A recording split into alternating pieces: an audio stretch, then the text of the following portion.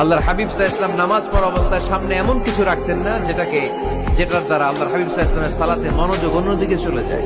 আমরা যখন সালাত পড়ি যদি অন্যদিকে তাকাই, ফেরেশতার মাধ্যমে আল্লাহ একটা ডাক দেয়, বলে আকবিল, এই বান্দা ফিরে আয়, তোর নজর থাকা দরকার সিজদার জায়গায়, ফিরে আয়।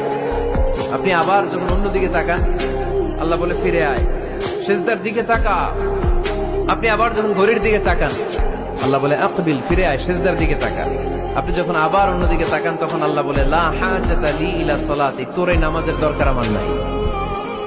নাউজুবিল্লাহ পড়বেন না? তোর এই নামাজের দরকার আমার নাই। ওযু করে কষ্ট করে যাকে খুশি করার জন্য আপনি সালাতে দাঁড়ালেন, উনি যদি বলে এই নামাজের দরকার নাই, তা কার জন্য নামাজ পড়লেন আপনি? কথা কি বুঝতে পেরেছেন?